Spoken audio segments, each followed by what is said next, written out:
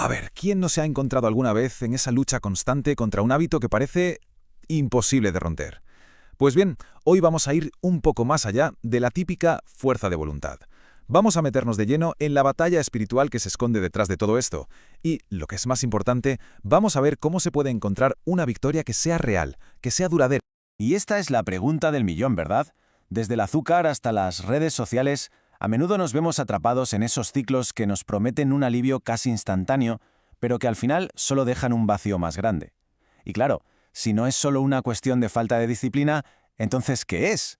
Pues resulta que es el síntoma de algo que está mucho, mucho más adentro. Y aquí tenemos una de las claves, que me parece fundamental. Pensemos en esto. Cada vez que se recurre a un vicio para, no sé, para tapar una emoción, ya sea tristeza, ansiedad o lo que sea, en realidad no se está resolviendo nada. Lo que se está creando es una especie de atajo automático. Este GPS emocional del que hablamos, que nos desvía siempre a la ruta de escape, pero nunca, nunca al destino, que es la sanación. Y esa agonía interna, ese desgaste, se describe de una manera brutal pero perfecta en el Salmo 32. Habla del coste, del precio que se paga por suprimir el dolor. Al final, ese hábito se convierte en eso, en el grito ahogado de un alma que simplemente no se atreve a mirar de frente su propia herida. Vale, pues vamos a meternos de lleno. Nuestro viaje de hoy va a tener 5 paradas. Primero, vamos a entender la batalla real que hay detrás del hábito. Después, analizaremos qué es eso del cortocircuito del alma. Luego veremos una paradoja muy interesante sobre la resistencia. Exploraremos algunas herramientas prácticas para la libertad y al final llegaremos a la verdadera fuente de paz. Empezamos pues con el primer punto, la batalla detrás del hábito. Y es que tendemos a pensar que el problema es el comportamiento, ¿no? El acto en sí. Pero el conflicto de verdad, ese es mucho más profundo. No estamos hablando de una simple lucha de voluntades, sino de una batalla en toda regla por la paz interior, por la propia identidad. Los hábitos al final son solo el campo de batalla que se ve a simple vista. Y esto nos lleva directos a la raíz espiritual del problema, el cortocircuito del alma. ¿Cómo se llega a construir este ciclo? Ojo, que por supuesto tiene componentes bioquímicos, claro que sí, pero la raíz, la base de todo, es espiritual. Es, en esencia, un mecanismo de desconexión que hemos ido creando en nuestra alma para no sentir dolor. Y aquí es donde entra en juego un concepto que a mí me parece fascinante, que viene de la psicología de Carl Jung, la sombra. A ver, ¿qué es esto?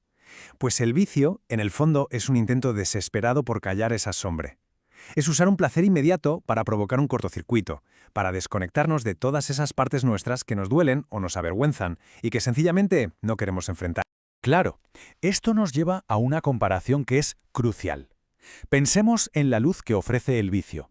Es como el flash de una cámara, un fogonazo intenso que te ciega un segundo, pero que cuando se apaga te deja en una oscuridad todavía más profunda. En cambio, la luz de Cristo, de la que habla Juan 8:12, no es ese destello que ciega, es una guía, es una luz constante que ilumina el camino hacia la vida. Y ahora llegamos a un punto que es un verdadero punto de inflexión. Vamos a hablar de la paradoja de la resistencia. A ver, normalmente vemos la tentación como el enemigo, ¿no? Como un obstáculo que hay que superar. Pero, ¿y si le damos la vuelta? ¿Y si en realidad fuera una oportunidad espiritual? Aquí es donde todo el enfoque cambia radicalmente. El quid de la cuestión, la gran paradoja, es esta. El camino hacia la luz de verdad no consiste en evitar la resistencia, sino en atravesarla. Cada vez que uno se opone a ese impulso destructivo, no solo está evitando cometer un error, está haciendo algo mucho más potente. Está generando activamente luz espiritual en su vida. De hecho, la Biblia nos da una especie de mapa para este proceso, en la Carta de Santiago. Lo describe muy bien. El desafío, la prueba. Cuando se enfrenta con fe, produce paciencia.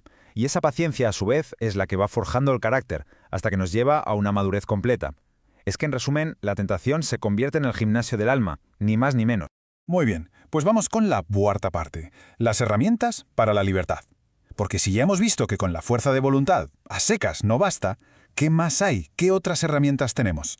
La clave aquí no es luchar con más fuerza, sino, y esto es lo importante, cambiar de estrategia por completo.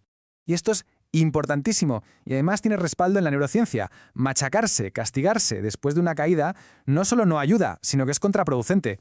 Alimenta ese ciclo vicioso de culpa y recaída. La transformación de verdad empieza en otro sitio, en el perdón consciente, en la gracia.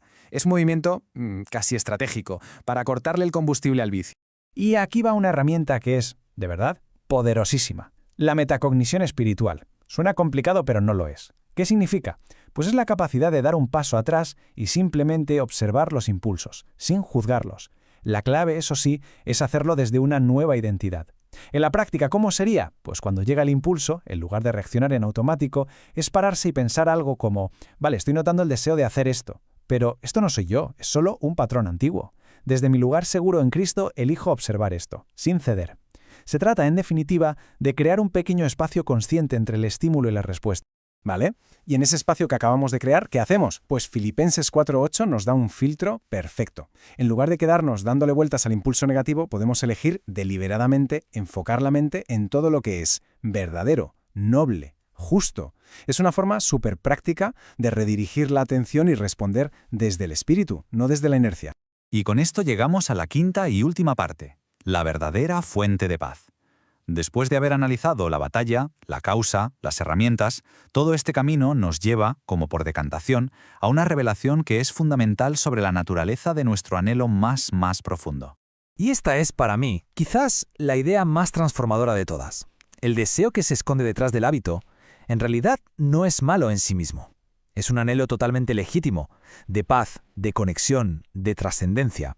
El problema, el verdadero problema, es que lo buscamos en el sitio equivocado. En fuentes que por su propia naturaleza nunca, jamás, podrán saciar esa sed espiritual. Y es que esto lo cambia todo, porque significa que nuestra debilidad, ese punto exacto donde sentimos que fallamos una y otra vez, no es un obstáculo para Dios. De hecho, es todo lo contrario, es el escenario perfecto para que su poder se manifieste. La victoria, entonces, no viene de nuestra fuerza, sino de rendir nuestra debilidad a su fuerza. Y cerramos con una pregunta, una para reflexionar.